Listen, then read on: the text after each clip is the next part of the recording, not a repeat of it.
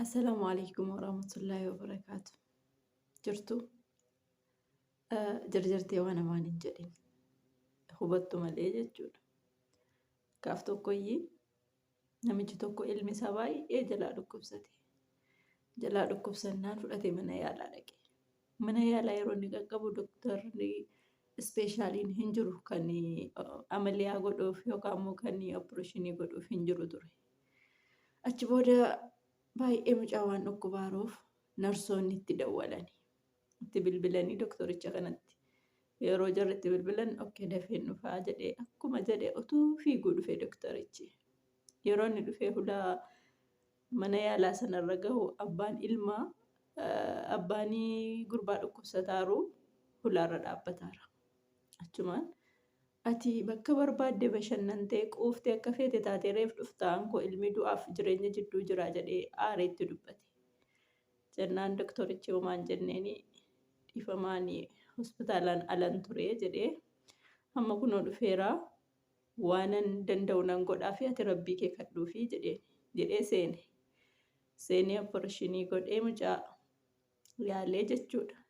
Gadi ba'ee alhamdulillah mucaan kee siif hafeeraa jedhee akkuma sila fiigaa dhufetti fiigaa deeme namichi.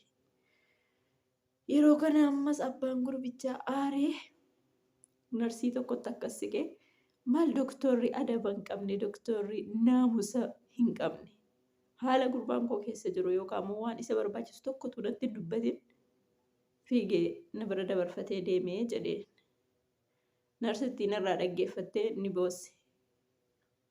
Maaltu si boossisaa jedheen abbaan gurbaa. Namicha tammaa akkas jettuun kuni jetteen kaleessa balaa konkolaataatiin ilmi isaa jalaa du'ee. Sila yeroo nuti bilbillu yeroo gaggeessaa janaazaa ilma isaati. Mucaa isaa qabarsiisuu deemuuf ka'aa ture. Garuu ilmi kee lubbuu keessa waan jiruuf ilma kan kee rabbii baada rabbiitii ilma kan kee qaqqabuudhaaf kan inni dhufe. Erga ilmi kee hafuutti baree booda immoo kan inni fiigaa bahee fi dhaqee janaazaa ilma isaa gaggeessuufi. Jettee itti himnaan namichi waan haasa'e hunda isaatti gaabbee quba nyaatee jedhama. Kana wantan isinitti himeef maali? Jarjartanii waan namaan hin jedhinaa jechuuf. Ergaan isaanii lammaffaan immoo anuu rakkina hin qaba jettanii rakkina namaa ijaan hin ilaalinaa jechuudha. Ergaa lama qabaa. Kanaafin isinii fudhadhee dhufe. Wantan fidee dhufes dhumeera. Yeroo gaarii naaf qabaadhaa. Wassalaamu alaikum warahmatullaahi wabarakaatuh. Ergaa kanarraa waa hubattanii. ربي الحمد لله الحمد